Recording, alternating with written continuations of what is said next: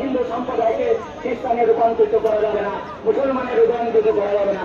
সেই বিল যাতে পাশ না হয় তার জন্য পার্লামেন্ট যতদিন চলবে বাদলবিগত এরাই কিন্তু আন্দোলন করছে। এদের লক্ষ্য গণতান্ত্রিক পদ্ধতিতে আন্দোলন নয়, এদের লক্ষ্য ছাত্র আন্দোলন নয়, এদের লক্ষ্য ভারতবর্ষের ধ্বংস করা, ভারতবর্ষের পার্লামেন্টকে পিসফুল অ্যান্ড পাবলিক কন্ডিশনকে নষ্ট করা। তাই আমরা এই আন্দোলন থেকে শিক্ষা নেব, কোন পরিস্থিতিতে যদি ভারত বিভাজনকারীকে যদি আমরা কোনোভাবে প্রশ্রয় দেবো না এবং ভারত বিভাজনকে কারোর জবাব দেবো, সেক্ষেত্রে প্রয়োজনে যদি আমাদের জানকে বিভাজন করতে হয় তো বলিদান দিতে আমরা কখনো কিছু আহ্বান করবো না। সকলকে নমস্কার জানিয়ে সকলে ভালো থাকবেন। নমস্কার, জয় ভারত। भारत माता की भारत माता की भारत माता की আমাদের পরবর্তী বক্তব্যের জন্য আমি মাননীয় অধ্যাপক প্রদীপ কুমার দাস মহাশয়কে আহ্বান করছি।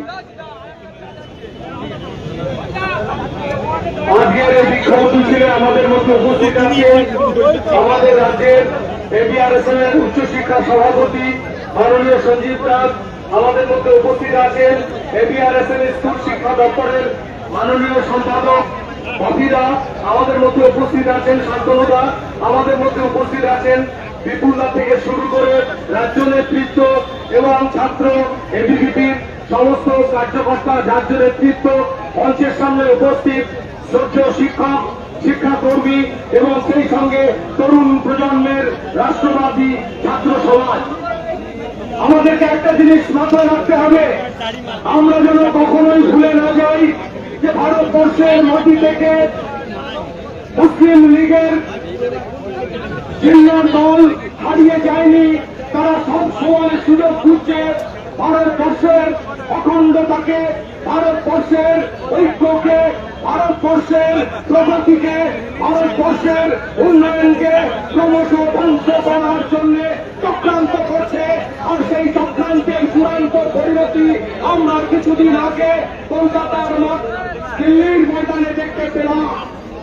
ককরোচ রং নিয়ে কিছু বিভ্রান্তকারী ছাত্র সমাজ তাদেরকে চক্রান্ত করে ভারতবর্ষের রাজনীতিতে যারা দেশটাকে ভাগ করেছিল, সেই জাতীয়তাবাদী কংগ্রেস থেকে শুরু করে যারা এই কলকাতা আজকের যে বাংলা, সেই বাংলাকে যারা 1946-এ সেই দাঙ্গাকে সমর্থন করেছিল, সেই দেশভাগকারী শক্তি, চক্রান্তকারী শক্তি আর এই পোষণকারী উত্তরপ্রদেশের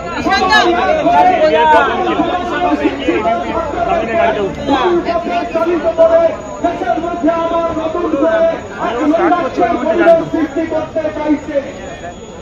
আমরা সেই সমস্ত পক্ষ সমর্থক, সেই সমস্ত রাষ্ট্রবিরোধী রাজনৈতিক দল এবং রাজনৈতিক মতাদর্শকে আজকের এই মঞ্চ থেকে শুধু হুঁশিয়ার করে দিতে চাই না, বুঝিয়ে দিতে চাই এই ভারতবর্ষ হিন্দুত্বের ভারতবর্ষ, এই ভারতবর্ষ কেন্দ্রীয় সরকারের নেতৃত্বে আগামী দিনে বিশ্ব মানচিত্রে আমরা সর্বোচ্চ স্থানে পৌঁছাবো।